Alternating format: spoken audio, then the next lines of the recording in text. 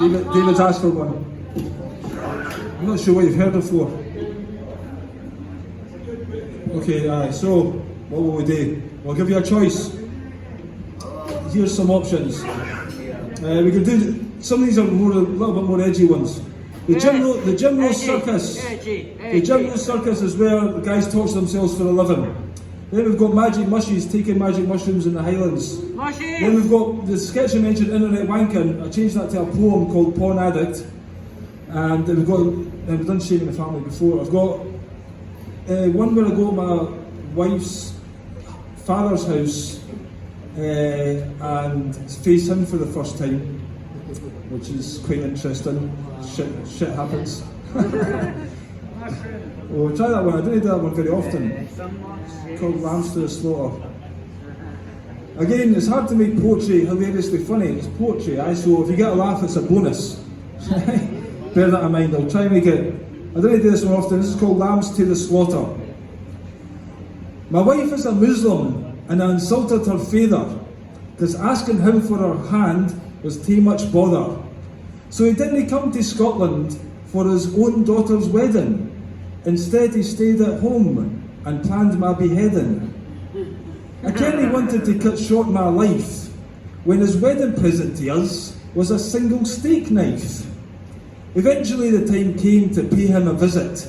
We were buying the house and he had the deposit. When I pushed the bell, I was as scared as hell. I was convinced I was ringing my own death knell. When I answered the door, I was taken aback when he didn't grab a cleaver and start to hack. He seemed pretty calm, in fact quite placid. Maybe he was going to feed me sulfuric acid. But after dinner I was right as rain. I was wondering just who he was going to inflict my pain. It was time for bed, so far I had escaped my plight. So to celebrate, I shagged his daughter all night. I wrapped the condoms in a big bog roll, but nae tell me Turkish pipes are small. For the next few days, me and her father got on well. Even with a language barrier, we began to gel. It's amazing what consuming loads of raki will do, even though every night it made me violently spew. I was never so ill though, no to fuck his daughter. Like all newlyweds, we were like lambs to the slaughter. I kept flushing hefty parcels down the loo, even though the bathroom bucket was an obvious clue.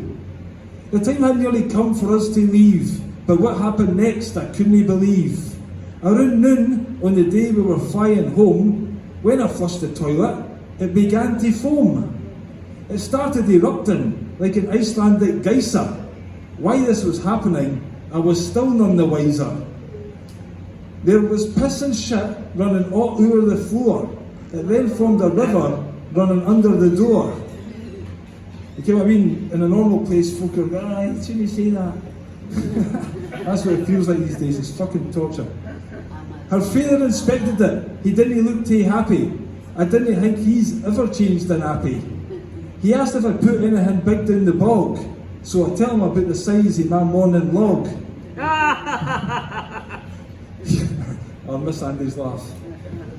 He phoned a workman to come and inspect the plumbing. I realised by then he'd find the remains of my coming. The plumber lifted several slabs to get to the source of the fault. When he found it, I was expecting a brutal assault. But her father remained calm, I have to say, although he didn't object when I offered to pay.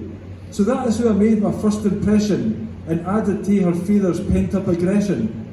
That was my first time in a Muslim country, and even with the headscarves, the women are sultry. But I didn't think I would try to form a harem, as my next father-in-law might not be so serene. That's that, I hope you enjoyed that. Fucking Cunny Font, available on Amazon. £9.99, Kindle £2.99. Terms and conditions apply.